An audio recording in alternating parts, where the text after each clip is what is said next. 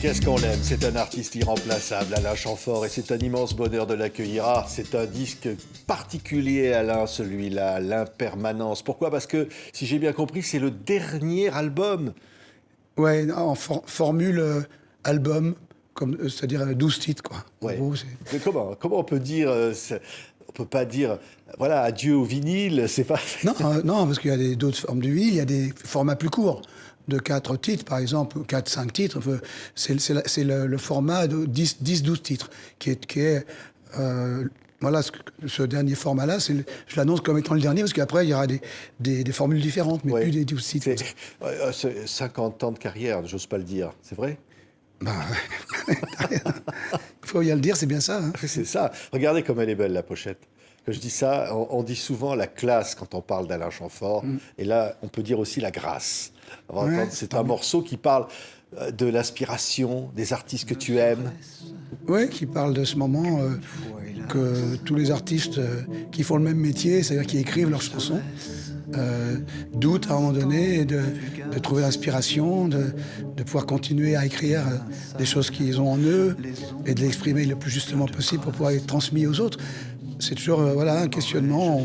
On n'a jamais vraiment la réponse totalement, mais ça permet quand même de continuer à alimenter un peu la motivation. Ouais, regardez les images de ce clip absolument magnifique réalisé par François Göttberger.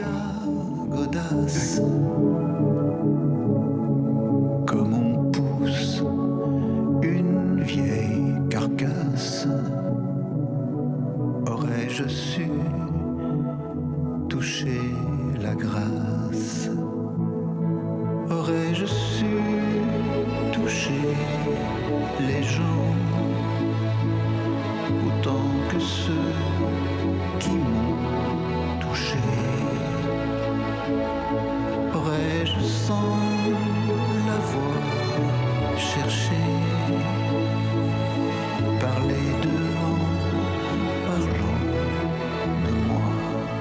On y voit des visages aimés, on y croise Adamo, Julien Clerc, Benjamin Biolay dans ce clip, et tant d'autres. Oui, c'est beaucoup de gens que j'aime, dont j'aime le travail. On s'est risqué à leur proposer ça parce que c'est toujours quand même un peu étrange de demander à des gens de venir participer à un travail pour quelqu'un d'autre. Et puis finalement, on leur a expliqué, on leur a envoyé la chanson, ils l'ont entendue, je crois que ça résonnait quelque part en eux. Et très gentiment, avec beaucoup d'amitié, ils ont accepté de figurer dans ce clip et ainsi illustrer ce qu'on essaye de transmettre. Oui, ne serait-ce qu'un instant fugace, aurais-je su toucher la grâce? Ça, c'est au fond que tous les artistes se demandent ça. Ouais. C'est pour ça qu'on fait ce métier. Enfin, en tout cas, c'est une question qu'on est en mesure de se poser, qui est naturelle. Oui, et qu'au fond, depuis les tout débuts, Alain, c'est un peu, je disais, pour ça, au fond, toucher le public, sentir aussi que le public t'aime. Ce qui est étrange, c'est que, en réalité, c'est pas une considération que je prends vraiment en compte quand j'écris, parce que on ne sait jamais. Je veux dire, pourquoi je me mettrais à la place d'un autre pour essayer de comprendre ce qu'il attend de moi? Je ne sais pas. Moi, ce que j'essaye, c'est de trouver quelque chose qui me convienne, qui me plaise, qui corresponde à ce que je suis. Et à partir du moment où j'ai cette sensation-là, que je ressens un truc qui me produit une émotion, eh bien, je le propose aux gens. Et après, j'espère, c'est là que je me pose la question, mais je n'inverse pas les choses, je n'essaye pas d'écrire quelque chose pour leur plaire au départ. Oui. Je ne sais pas ce qu'ils veulent. Regardez encore quelques images du clip. Aurais-je sans l'avoir cherché parler d'eux en parlant de moi? Moi, j'ai envie de répondre oui. Oui, tu as touché la grâce. Oui, sans l'avoir cherché. Parce que ça fait si longtemps que le public est là. Moi, j'ai pu assister au concert magnifique où tu te racontes d'ailleurs avec Vali sur scène avec... c'est le meilleur de moi-même, ça veut dire... Ouais, c'est un peu prétentieux. Non, disons que c'est une idée parce que j'ai signé avec une maison de disques. Hein. Quand j'ai enregistré cet album, j'étais sans maison de disques. Donc je suis allé comme ça, j'ai avancé comme je pouvais avec le financement et tout. Et puis on a fait le tour un peu de gens qu'on connaissait. Évidemment, les gens ne réagissaient pas trop. Et finalement, j'avais un catalogue de tous mes anciens albums que je ne sais pas exploiter, moi, c'est pas mon métier. Donc, je l'ai cédé à un nouveau partenaire qui a accepté de m'aider sur cet album-ci, donc qui accompagne l'album aujourd'hui avec moi, et qui va remettre dans la distribution mes anciens albums. Ouais. Et à cette occasion-là, on s'est dit, on va raconter sur scène un petit peu mon parcours. Donc, on a monté ce spectacle avec Vali, où elle fait office d'intervieweuse sur scène. Elle me pose des questions sur différentes... Conversation musicale. Voilà, conversation Malik, vous musicale. l'avez vu dans Chagrin d'amour, chacun fait ce qui lui plaît. C'est elle, exactement. Hein. Voilà. Moi, je l'ai connue à ce moment-là, on s'entend bien.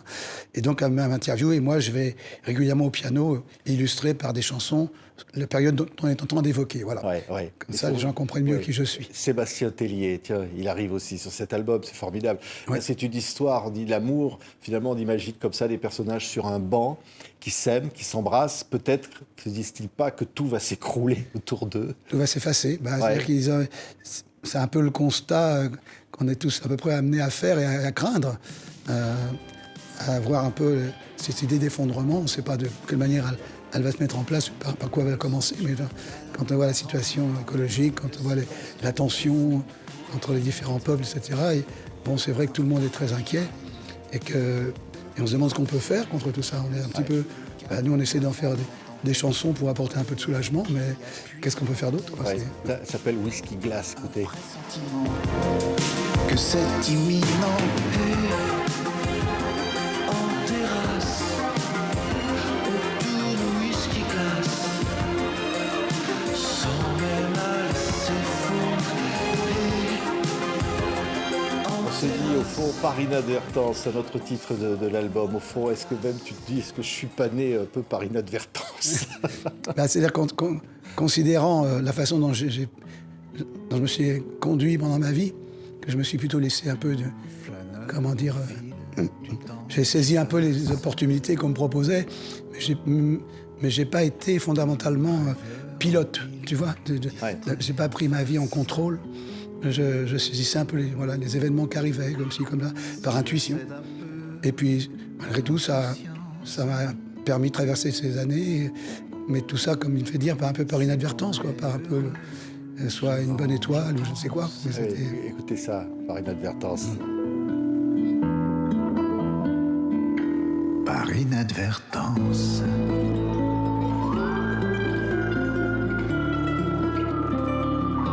Par inadvertance.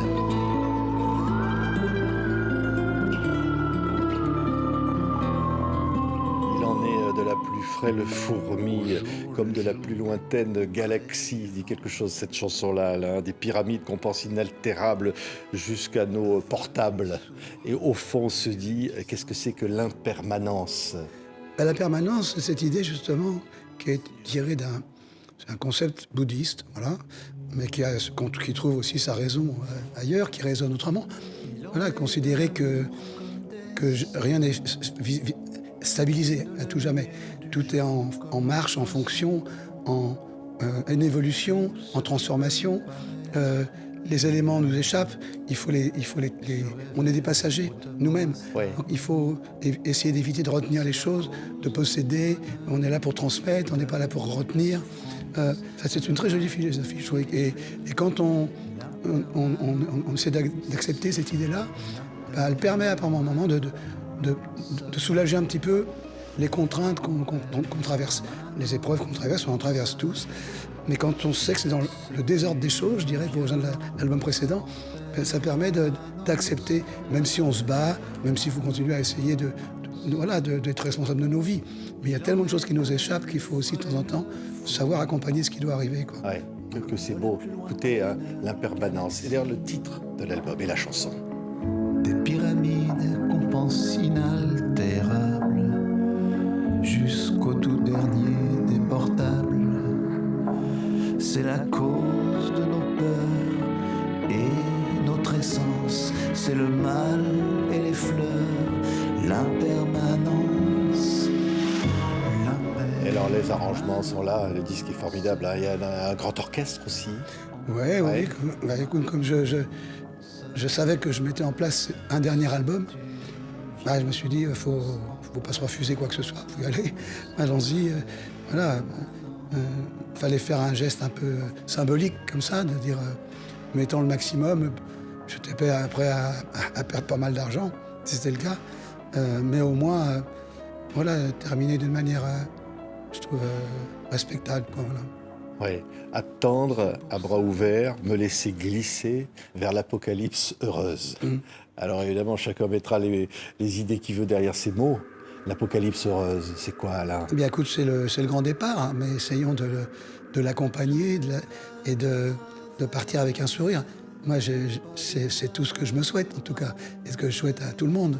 Et pas partir chargé d'aigreur et de regrets et de culpabilité et tout ça. Je pense qu'il faut se délester au maximum et partir dans une espèce d'un contentement, d'un soulagement. Voilà, enfin, je sais pas. Oui, voilà. c'est-à-dire qu'on peut faire, on va dire le mot, c'est la mort. On peut en faire une chanson élégante comme celle-là. Bah, Et oui, belle. enfin, en tout cas, ça reste une chanson, ça reste Oui. un espoir, et puis peut-être aussi une idée à se mettre en tête pour pouvoir l'accomplir Ouais. plus tard. C'est l'apocalypse heureuse. Qu'est-ce que c'est beau. Nouvel album d'Alain Chamfort, écoutez. Tout mon corps recouvert par le corps découvert d'une tendre amoureuse, paraît pour l'apocalypse heureuse, l'agonie radie. Danse amoureuse. Oui, Ça, en c'est- plus, là, dans un acte, tu vois, t'es accompagné, t'es pas seul. Ouais. Oui. Mais là, quand on regarde dans le rétro, et c'est ce que tu fais sur scène avec Vali, tu regardes derrière et tu dis quand même, le gamin, c'était quoi, Clichy, hein? Ouais. C'était 2 pièces sur cours avec les parents, et un jour qui t'offrent un orgue. Ouais, plus tard, dans des leçons de piano d'abord, Ouais. pour commencer. Et puis, là, vers l'âge de 12 ans, un petit orgue électronique qui me permettait d'aller rejoindre des groupes qui existaient à l'époque et d'arriver comme un 4e élément complémentaire aux guitares, parce que c'était des groupes principalement constitués de guitare, basse, batterie. Ouais. Et donc, moi, arrivant avec mon son d'orgue, ça mettait dans quelque chose un peu plus contemporain, un peu plus moderne.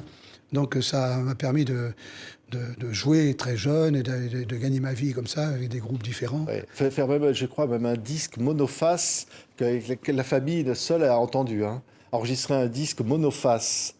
Alors, ça, c'est quand je faisais des concours de piano. Oui. C'était avant, c'était un concours qui s'appelait le concours Nérini, qu'on passait en fin d'études musicales de fin d'année, et ça se passait à la Scala Cantorum, et notre petite prestation était enregistrée sur un souple.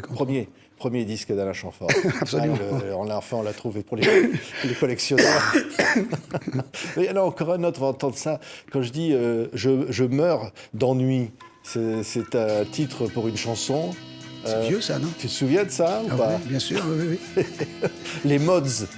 Hein? Ah oui, c'était les modes, ça a raison, oui, je comprends. Alors, c'est pas le titre principal qui s'appelait Je veux partir. Je veux partir, mais Je oui. meurs d'ennui. Oui, déjà, il y avait c'est deux spleen Il y avait déjà l'esprit, hein, à 17 ans. à 17 ans. Écoutez la voix d'Alain Chamfort à 17 ans. Autour de moi, tu me déplais, rien n'est censé. En vain, j'essaie de m'adapter à cette étrange vie. Et qu'est-ce qu'on lui dirait aux jeunes qui s'appelaient encore Alain Legovic à l'époque? On aurait envie de lui dire quoi? Vas-y, Bah, continue, écoute, mais persévère surtout. Hein. Ouais, je sais pas, écoute, en tout cas, continue à faire à être sur ta lancée. J'avais pas d'idée arrêtée en moi. Tu vois, j'ai fait ces disques qui étaient sur la demande de Dick Rivers à l'époque, qui m'avait produit. Et je n'étais pas satisfait de faire ça, ça me plaisait pas de chanter, j'avais pas la carrure d'un chanteur, quoi. Donc, et puis après c'est Claude François plus tard qui m'a recomposé. Et là je me suis laissé un peu emballer parce que voyant la vie qu'il avait, etc. Je me suis dit, si je peux toucher un petit peu à ça, ça va être sympa. Ouais. Ben, avant de rencontrer Clo-Clo, Loc Maria Kerr. Alors là, c'est un titre pour faire un tube de l'été, ça, sous le nom d'Alain Legovic. Ça, on sait que c'est rien qu'un titre comme ça va marcher. Hein. C'était un titre écrit par Étienne Roda-Gilles. J'avais enregistré 2 titres dans un studio qui étaient différents de ceux-là, sur le même playback. Et donc Étienne m'a arrêté un jour dans l'ascenseur chez Emma. Il m'a dit, écoute, c'est dommage que j'ai envie de te réécrire les textes qui sont vraiment pas bons. Mais pour moi, il fallait que je change également la mélodie. Alors j'avais reconstruit une mélodie sur mes playbacks pour faire des nouvelles chansons, tu vois. Et donc il a réécrit le Mariah et Favelas. Voilà, ça n'a pas du tout marché non plus. Écoutez ça.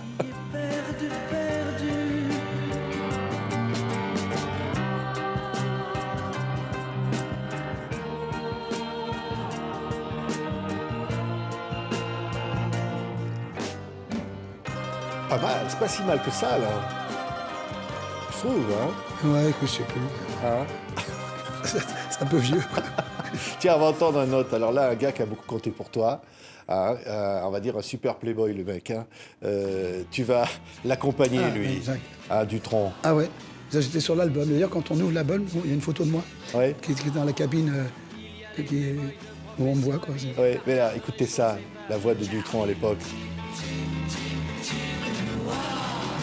Qui roulent en Ferrari à la place comme à la vie, qui vont s'écarter comme ils vont s'effoncer. Et alors, le piano, c'est toi. Voilà, faut quand même le savoir. Hein. Et à un moment, il y a encore, bing, bing, bing. Ouais, le petit gimmick de Count Basie qu'il souhaitait faire à la fin, on lui a fait. Mais c'était une époque géniale, quoi. Ouais. J'ai passé mon temps à être mort de rire avec lui, il était très drôle. Voilà, puis surtout, c'était un modèle de je m'en foutisme idéal, quoi. Ah oui. Bah oui, c'est le premier chanteur que j'accompagnais. Et je n'en connaissais pas d'autres avant. Donc et lui, il faisait ça tellement en dilettante, tellement pas du tout à la manière de quelqu'un de sérieux. Enfin, il s'en fichait complètement. Donc et en plus, c'est ce qui contribuait à son succès. Ouais, il n'a jamais cherché à séduire, à plaire et tout. C'est qui ce piano, là? Ben, c'est moi, ça, regardez. Écoutez. Rien d'extraordinaire. Hein, J'aime les vies de ces castels, j'aime les vies de ces régimes. Ah là, au piano, Alain. Hein. Ah bah ouais. Ouais, le piano, là. Je suis rentré avec lui, j'avais 17 ans. Et jusqu'à l'âge du 19 ans, je suis resté 2 ans avec lui. On était en tournée constamment. On enregistrait tous ses albums, ses chansons. Et on avait une vie complètement folle, quoi. Enfin, Oui, c'est-à-dire. parce qu'ils nous entraînaient avec lui partout. C'est-à-dire qu'en fait, quoi, en gros, il déconnait tout le temps. Ah, il était tout le temps, il était là pour nous. Il était toujours là pour nous faire rire et il se contrefoutait de tout, de ce qu'on attendait de lui. Il allait pas au rendez-vous. Enfin, je veux dire, mais c'est pas par caprice. C'est parce que ça l'intéressait pas, quoi. Donc, et nous, sur scène, il nous faisait rire tout le temps. Enfin. Et on a passé 2 ans à se laisser comme ça vivre et à partager sa vie, quoi. Alors, un truc que les gens ne savent pas, écoutez ça. Tu as gagné le concours Eurovision de la chanson 71, on peut le dire. Ah ouais, comme choriste, ouais. Voilà, oui, non, bah, comme choriste, mais écoutez ça. Qui est derrière les chœurs au moment du concours Eurovision de cette chanteuse?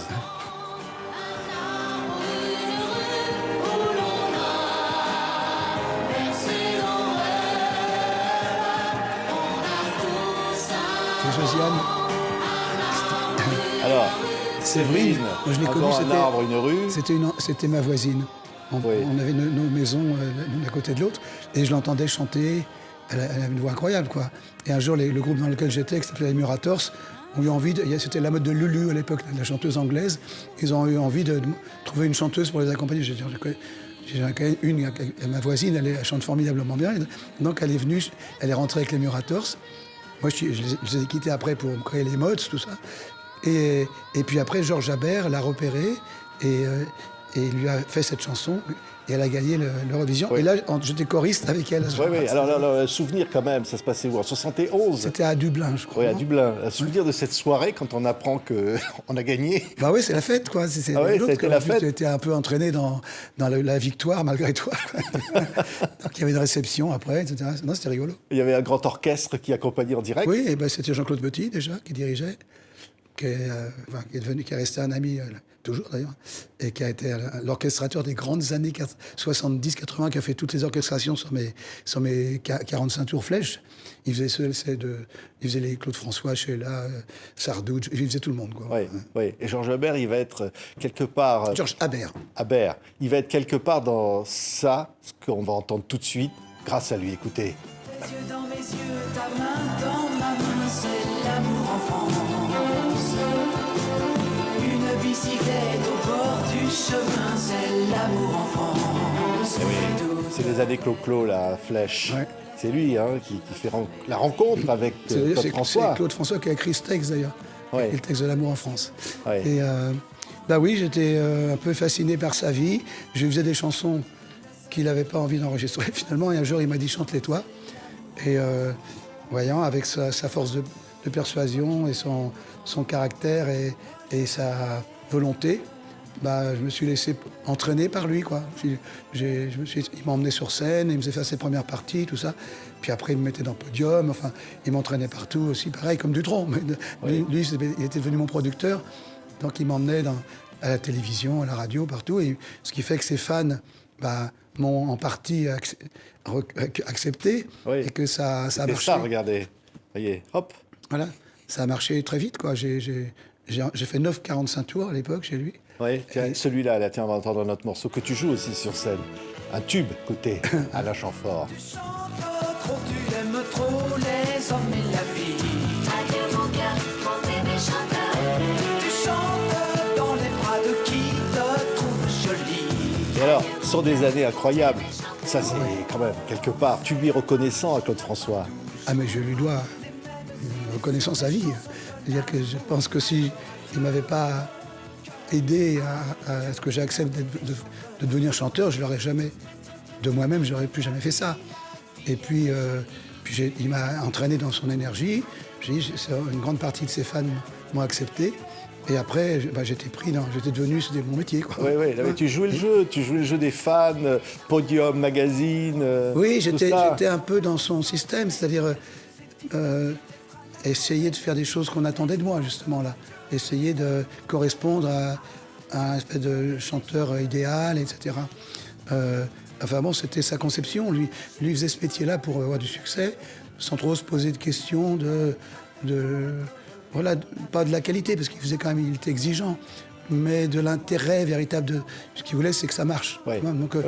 Donc il m'a entraîné là-dedans. Et ça a tellement bien marché qu'à un moment, il est presque devenu jaloux de ton succès. Hein. Ouais, enfin, c'est anecdotique. Il y a 2-3 exemples comme ça. J'en ai parlé une fois et ça me poursuit comme si j'en voulais à mort. Alors vraiment, c'était un petit moment, ça n'a pas duré. Non, mais c'est l'occasion alors de dire du bien de Claude François. Oui, je veux dire parce qu'on en dit toujours du mal, on entend toujours dire les petits trucs sur lui. C'est assez injuste parce qu'il avait vraiment des qualités qu'on ne peut pas lui retirer. Certes, il avait des défauts, il était colérique, il était exigeant, mais il était drôle, il avait de l'humour, il était généreux, il était chaleureux. C'est un oriental, quoi. Donc, il savait recevoir les gens, il faisait des cadeaux somptueux, il se faisait pardonner, parce qu'il savait que par moments, il était un peu limite dans ses comportements, donc après, il se rattrapait. Voilà, il fallait le suivre, hein. C'était une personnalité un peu... Incroyables années. Alors, je crois que c'est là, une des dernières chansons, c'est « L'amour n'est pas une chanson » que tu chantes en disant, voilà, c'est un peu une transition, on va arrêter les chansons sautillantes. C'est pas vraiment arrêter, c'était le message que lançaient les chansons, c'est-à-dire que le personnage que je paraissais être dans les chansons me semblait être un peu différent de la réalité. Il y avait une dichotomie comme ça. Je voulais pas apparaître pour le petit prince, le mec complètement que gentil, que romantique. C'était un petit peu... Les chansons amenaient ça. Et j'ai voulu un peu... je me sentais un petit peu un peu un usurpateur, quelqu'un qui n'était pas très honnête. Donc j'ai voulu faire cette chanson pour rétablir une sorte de vérité entre ce qu'est une chanson et ce qu'est le chanteur qui la chante. Et alors donc tu te barres de Flèche, de Clo-Clo. Voilà le premier disque qui va arriver, une chanson que j'adore, c'est Mariage à l'essai. Et là on est dans la transition. On est dans le Alain Chamfort qui va tracer son nouveau chemin. Là. Écoutez cette voix.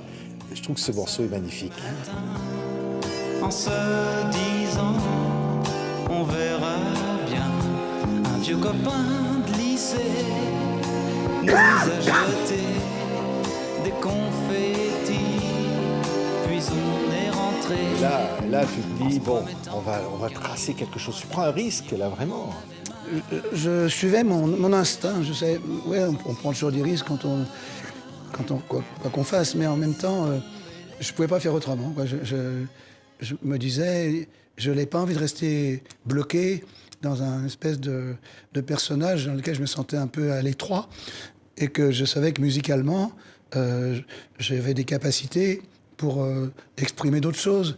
Je veux dire que et voilà, c'était vraiment nécessaire pour moi d'être en phase, en harmonie avec ma nature. Oui, Quoi. oui, mais la rencontre capitale avec Gainsbourg, c'est un truc qui arrive comme ça, là, qui est Alors fort. là, c'est une démarche que j'ai faite moi Oui. pour qu'ils mettent des textes sur des musiques. J'avais été enregistrer un album à Los Angeles à la suite.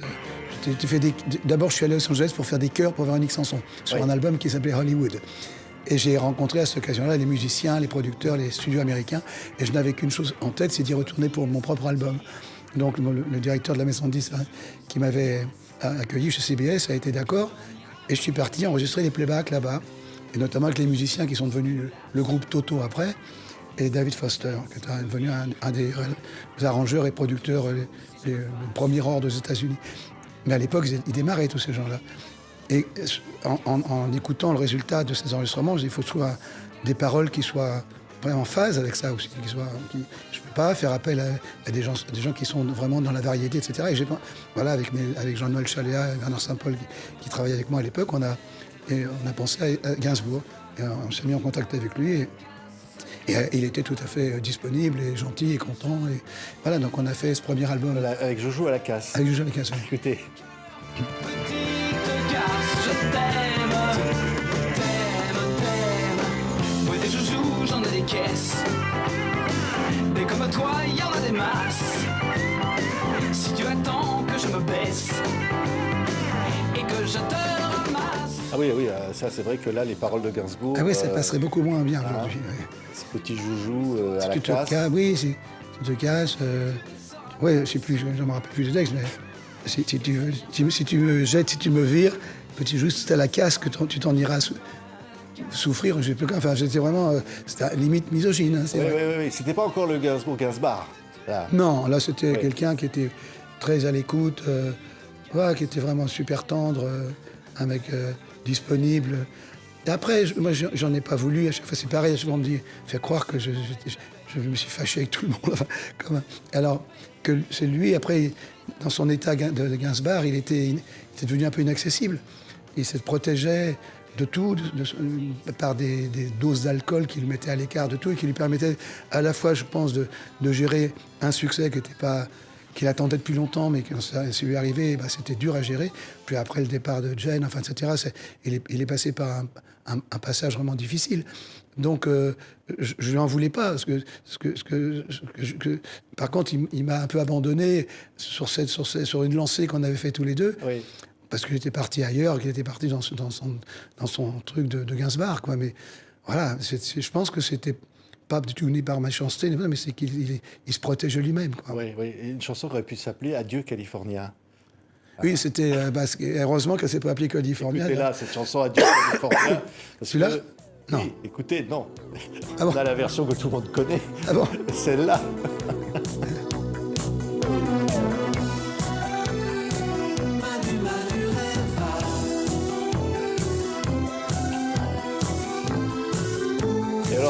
C'est vrai, ça avait dû être Adieu California.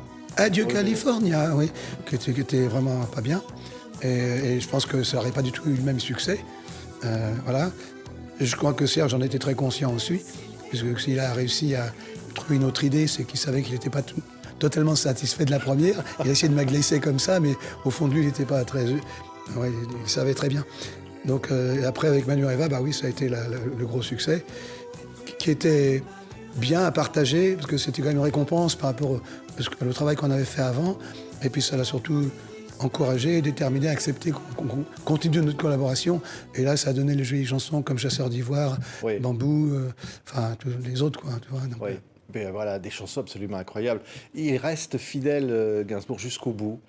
Gainsbourg, Jane, c'est une amitié qui reste très forte pour toi. Alors oui, enfin en tout cas, moi c'est pareil, je dois beaucoup, je dois énormément à Serge. Après, j'avais plus de relations avec Jane, ne serait-ce que parce que Serge nous a quittés en 91, je crois. Et donc, c'était le soir de mon anniversaire. Étrangement, je sortais d'une émission avec Les Nuls sur Canal+, et on avait fêté mon anniversaire tous ensemble. Et en sortant du restaurant, le propriétaire m'a appris que Serge était décédé. Donc mon anniversaire est toujours lié à son décès, quoi. C'est quand même étrange. Et en même temps, voilà, avant les dernières années avant qu'il disparaisse, on se voyait plus, quoi. Ouais. Et j'assistais juste à quelquefois avec tristesse, quoi, ces provocations, tout ça.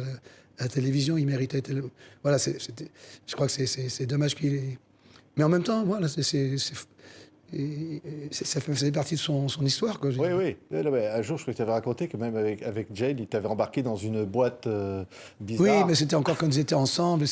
Voilà, ils étaient festifs, ils aimaient s'amuser. C'était pareil, c'était de la provocation. C'était pas du tout pour. C'est-à-dire une boîte libertine. Un peu une boîte libertine. Moi, Oui. j'étais avec mon ex-compagne et puis on a passé une soirée tous les quatre très sagement à faire des envieux autour de nous, mais il se passait rien. Ouais. Une autre qui a beaucoup compté, c'est elle. Écoutez, celle-là, c'est une chanson que tu as écrite pour elle. Tu as produit l'album, écoutez, Lio.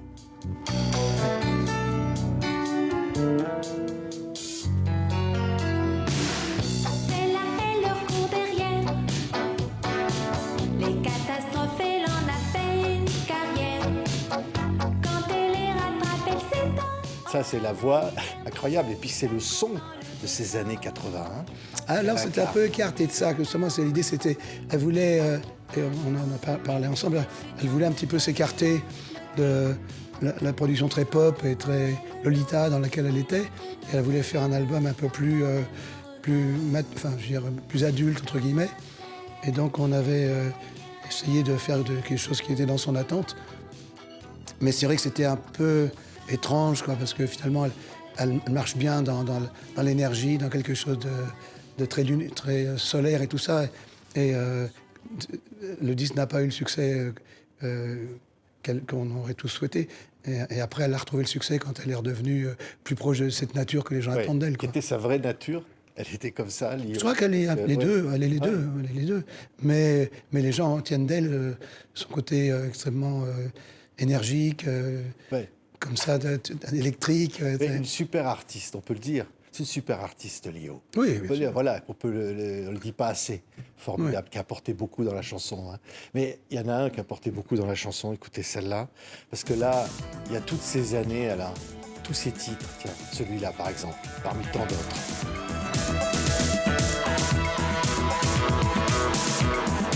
Hey, little Miss Blue. Je ne reconnaissais pas.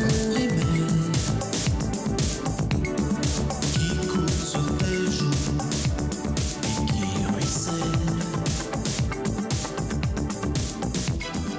Souris puisque c'est grave. Ouais, Et c'est ça, vrai, je la le dis formule. toujours, c'est qu'il y a à la fois, oui, la profondeur du texte qui est là, Ouais. la poésie aussi, et voilà, et en même temps, voilà, c'est accrocheur, ce sont des chansons qu'on aime, ce sont des chansons qu'on aime entendre. Ah ouais, j'aime qu'une chanson soit à la fois, comment dire, évidente. Je veux dire que, voilà, que la mélodie, parce qu'on écoute, on rentre dans une chanson, plusieurs personnes disaient ça, dont Bachung, on rentre dans une chanson par la mélodie, et après on s'y attache par le texte. Et je trouve que la mélodie doit effectivement agir comme ça, d'une manière assez naturelle, sans que les gens aient besoin de tendre l'oreille, d'essayer de comprendre ce qui se... Et j'aime les choses populaires, mais qui soient un peu respectueuses d'une certaine exigence quand même. Je veux dire, Oui. je pense que les grands compositeurs, enfin, je ne vais pas me comparer à eux, mais ont eu cette vocation-là de proposer des choses dans les grands même classiques, Verdi, enfin toutes les grands mélodies, c'est toujours des choses qui étaient quand même des mélodies qui étaient simples et touchantes et qui rentraient dans le cœur des gens. Et puis après, on essaye d'attacher à ça un texte avec un peu de sens, un peu de réflexion, de profondeur, sans pour autant que ce soit pesant. Oui. Mais voilà, faire des chansons qui apportent quelque chose, c'est pas juste du divertissement. Oui, oui, c'est celle-là, parmi tant de chansons. J'adore celle-là, écoutez, L'ennemi dans la glace. Incroyable, Alain Chamfort. Il y a dans ma maison quelqu'un dont je me méfie, qui me défie, qui s'assied à ma place, qui me ressemble comme un frère, qui respire mon air.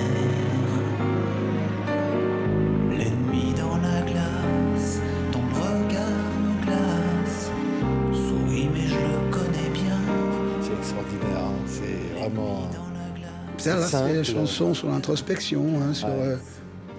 voilà, c'était une proposition de Jacques Duval, qui était l'auteur de toutes les années 80-90.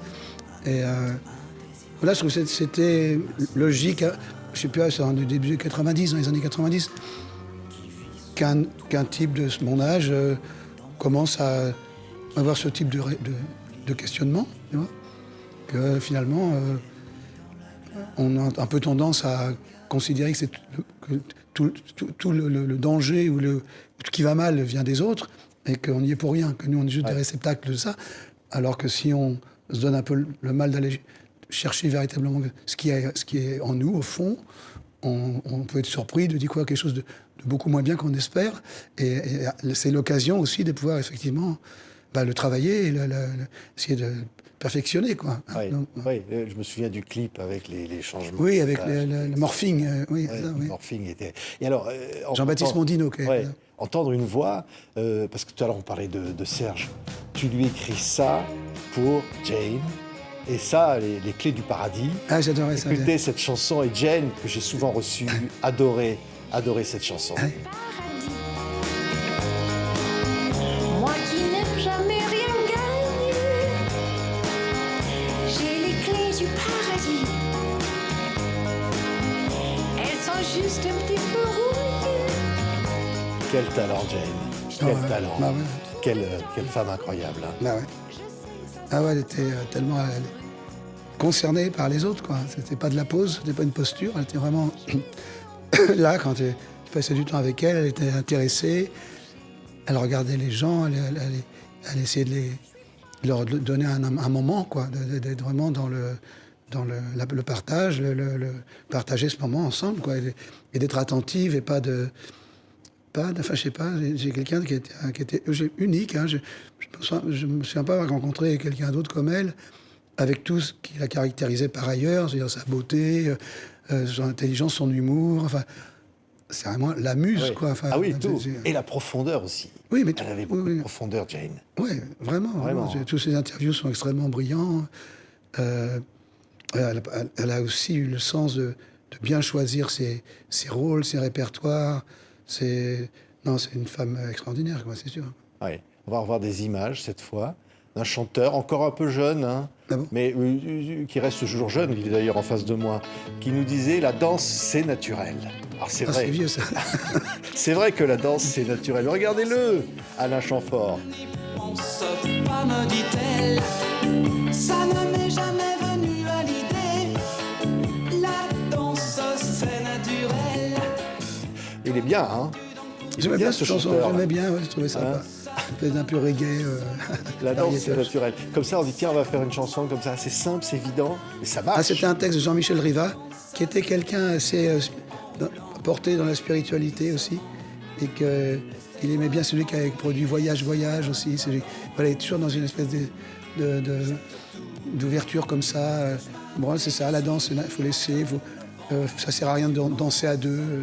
Dès qu'on danse à deux, ça complique tout. Enfin, il y avait une espèce de légèreté comme ça dans cette chanson. Ouais. Mais ce qui est beau, le mot légèreté aussi, c'est important dans la chanson, de dire aussi on apporte ça aux gens. Ah bah oui, bien sûr.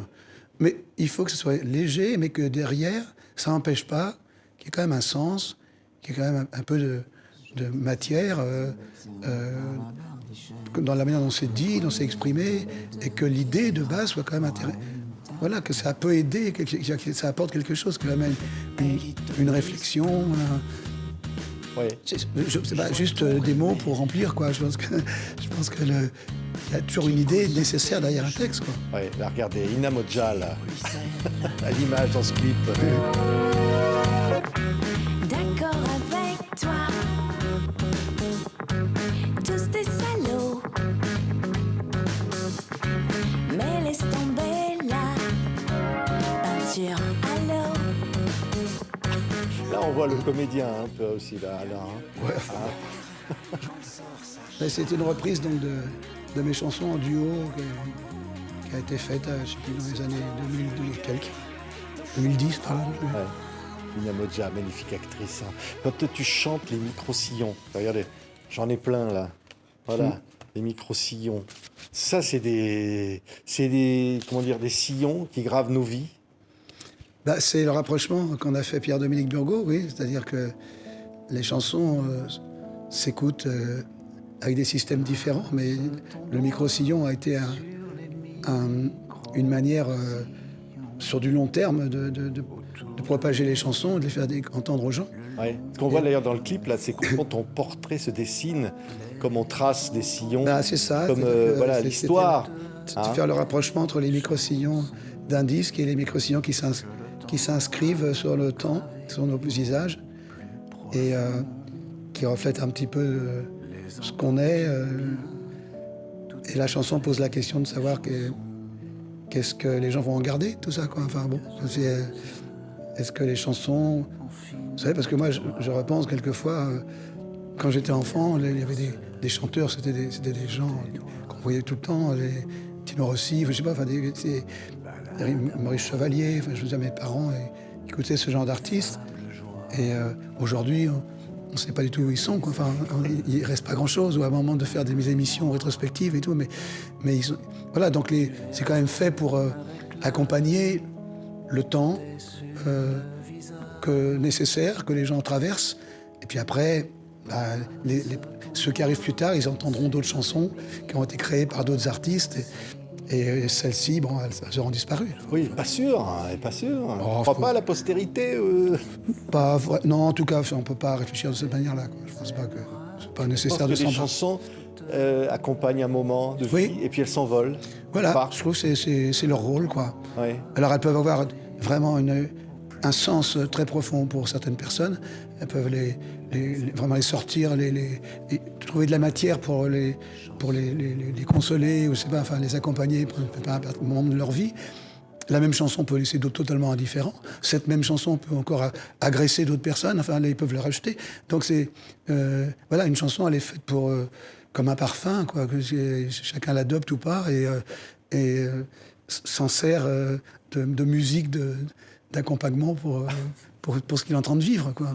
Oui, mais c'est des moments de vie. Tiens, tu disais un parfum, je pensais à Yves Saint-Laurent, tiens, sur qui tu as écrit un disque entier. Mais c'est vrai qu'au fond, c'est comme un parfum, comme ça fait du bien. Et ça ressurgit de la même manière. C'est-à-dire que quand on écoute une chanson qui est liée à un souvenir important de nos vies, elle fait ressurgir ce souvenir, elle fait ressurgir ce moment un peu étrange comme ça, qui a été marquant entre l'émotion reçue par la chanson et l'émotion dans laquelle on était, comme un film, enfin c'est un peu comme un livre, tout est très proche. Et Alain, quand tu revois tout ça, on en a parlé là, tu te dis, oui, j'ai fait tout ça par inadvertance, hein, une nouvelle époque. Mais au fond, toutes ces années-là, ça a été... Mais il y a aussi le public, l'amour du public qui est là, qui a toujours été là. Oui, d'un certain public, et qui me l'a bien démontré, et qui était et bien des gens encore que j'ai connus avec Claude François et qui sont encore là aujourd'hui. Et puis il y en a d'autres qui sont arrivés en cours de parcours parce que c'était la musique qui leur correspondait davantage, etc. Donc c'est un public, en tout cas, ils n'auraient pas forcément l'occasion de se connaître, je trouve, de se fréquenter. Et je suis à un moment qui les rassemble. Je pense que ça fait ça pour beaucoup d'artistes, tout ça, mais je vois que ça peut être des gens très différents les uns des autres et qui sont là parce qu'ils m'aiment bien. Oui. Et c'est vrai que ça fait plaisir et je leur suis évidemment extrêmement reconnaissant parce que s'il n'y a pas de public, il n'y a pas grand-chose d'autre. Hein, il y aura du public le 2 décembre au Trianon pour t'applaudir. Et ça, c'est un grand moment, parce que moi je l'ai vécu là, il n'y a pas longtemps, le concert d'Alain Chamfort, c'est un grand, grand moment. L'occasion pour le public de te dire qu'il t'aime. Et ça, quand même. Hein? Écoute, je le prends volontiers. Merci en tout cas pour ta gentillesse. Ouais. Alain Chamfort est de retour. Allez, c'est dernier vinyle, mais c'est pas la fin de l'histoire. Ça s'appelle L'Impermanence. Regardez. Alain Chamfort. Merci Alain. Merci à toi. Les gens